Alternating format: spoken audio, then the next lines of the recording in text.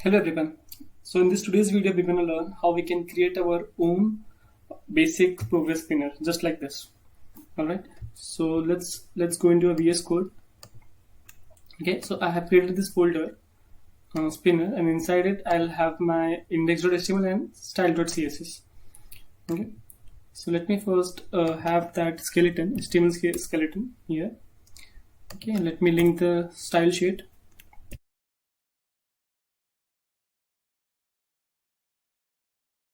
Alright, so we have this relation with the style.css now. So now let's create one div, okay, with a class name as spinner. Okay, now we have to make use of this class inside our CSS so that we can create that loader kind of thing.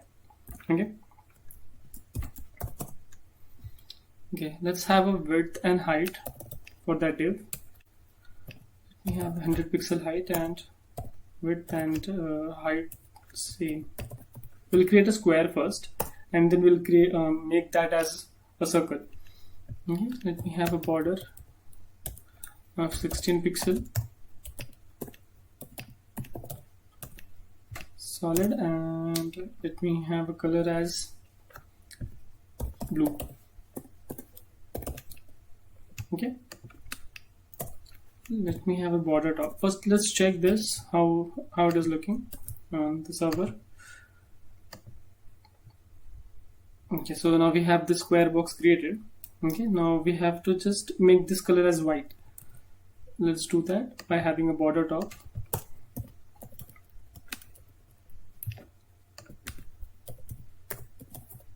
Border top with the same 16 pixel solid and color as white. Okay, now let's check the output. Alright, so now we just need to create this square into a circle. Let's do that by having a border radius of 50%. Okay,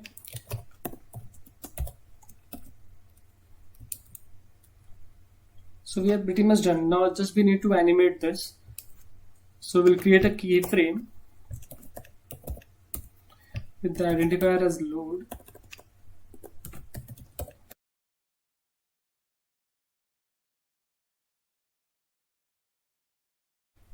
Okay, so now we have to make use of this load. Okay, so how we can do, we can have this animation and we can give this name, the keyframe which we have created, load. We'll have to give a duration as well, so we'll have a 1 second duration with linear and infinite. Okay, now let's check the output. Alright, so we have our spinner now. So next what we'll do, we'll try to make use of the spinner inside our Angular application. Okay, so I already have created a portfolio application. So let me run this application on localhost.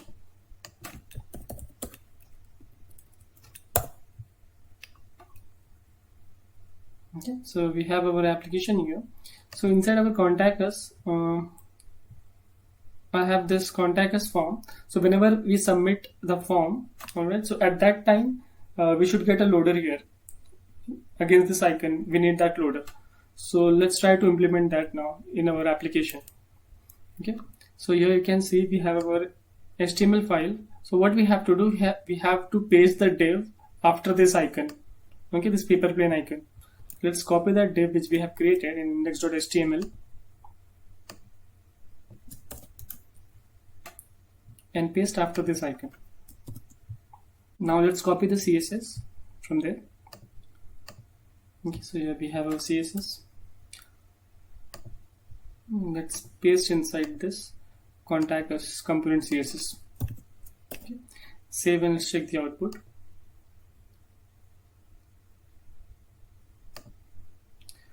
Alright, so as you can see we are getting this big. So let's try to decrease this as per our requirement.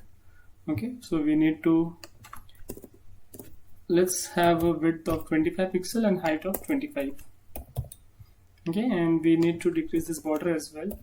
Let's have this border as 33 pixel each. Save and let's check. Alright, so I'll try to match this color with the background of this button. Okay, so let me just go and grab this color.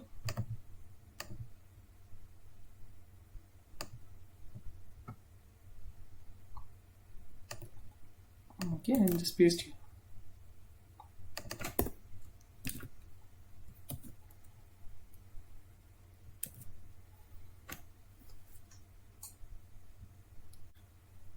So in this way we have created this loader. Okay, so now we have to use it. Okay, so how we can make use of it?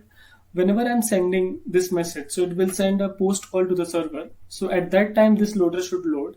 Okay, and whenever I'm getting a response from the server like success or error, so at that time this loader should stop. Okay, for that I'll have a boolean inside our TS file. So let's create a property name as loading. Okay, so initially it will be false, set to false. Okay, so when I have to make this loader true, okay, so whenever I'm sending a post call, okay, so when our validation has been checked, so before this post call I should make this loader as true. Okay, and whenever I'm getting a response from a server, a success or an error response, so at that time I have to stop that loader. So I'll say loading equal to false, and same for error as well. Okay, when we are getting a response from server.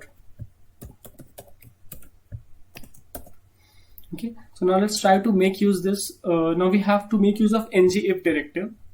Okay, so let's copy this loading and have a ngIf directive here. Okay, whenever the loading is true, at that time it will show the spinner. Okay, and whenever the spinner is shown, I need to hide the icon, that plain icon. So for that I will do the reverse here. Just copy this and have this exclamation before. So now let's check the output. Let's try to check if it is working fine or not. So now you can see the loader is gone. So let's try to send a mail to Alex. Email Alex Carey.